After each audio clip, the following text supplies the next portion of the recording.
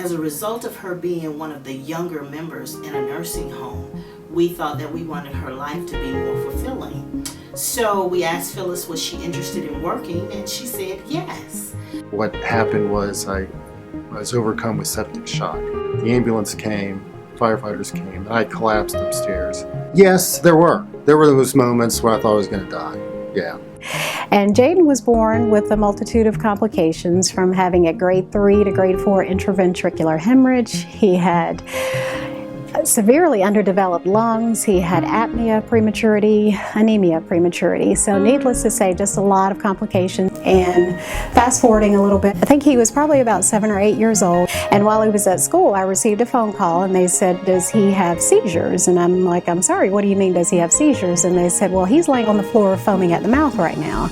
I needed another hip replacement, and I had that done, and then all of a sudden I couldn't get up.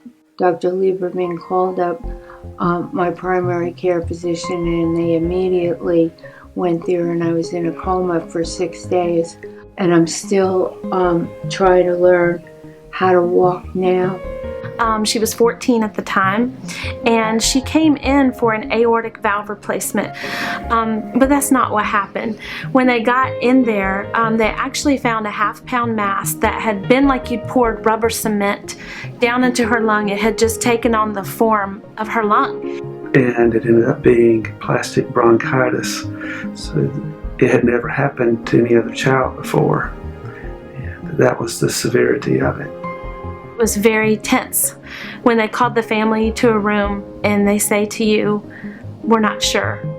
And as we walk into the room, nurses that we have sat with for days are wrapping their arms around me, and tears are coming down their faces. And it just meant so much to us, the compassion that poured out. It was not this medical environment.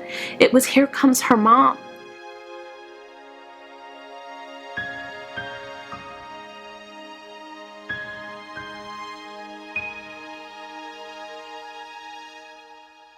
But she made a full recovery, and she doesn't have brain damage, and she doesn't have any significant lasting damage from that episode.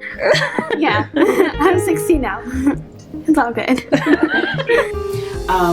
Phyllis is the first person, from my understanding, with the state of North Carolina to actually work and live in a nursing home.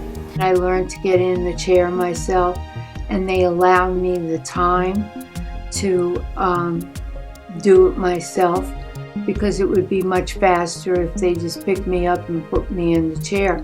But they believe that the more I can do for myself, the better it is. It was when I got into that ambulance and I said, they will make this go away, that I was thinking immediately of the people that were in the ambulance with me. But as I've gone through it, it's been so much more that word, they, has grown. For me, I would say that patient experience is basically everything that you encounter. They really love her, you know. They've done a good job, you know, with her living in a facility as opposed to home.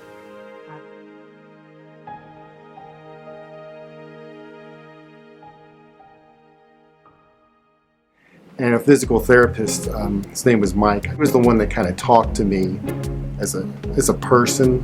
That is something I will never forget, that kind of personal compassion that just, I mean, she felt our pain. She cried with us. She knew Kinsey, and we had become so, you know, close during those weeks of her care that she felt like so comfortable just to wrap her arms around our daughter and just say, I don't know what's going to happen, but it's going to be all right. You know, it's whatever happens, you're going to be all right. It was Shannon that came in and said, this is not the same kid I saw last night. So just, even though nursing was not her primary thing, respiratory, none of that. Oh, Esther. She was my primary caregiver. Not only did Judy take a hands-on approach, Deborah was real involved with helping us with scheduling. Thank God there's this group of smart people in one place that are able to do these things. I've had several that are just so friendly and so nice. Carrie, my child life specialist, she She is the one who actually got us permission to go to the Bahamas this summer, we believe, right? Yes. Yeah, that's good. That's good if you can. Whenever I come here because I have a seizure or something, they're very friendly staff. They're nice. They care for you. It's like you're part of their family.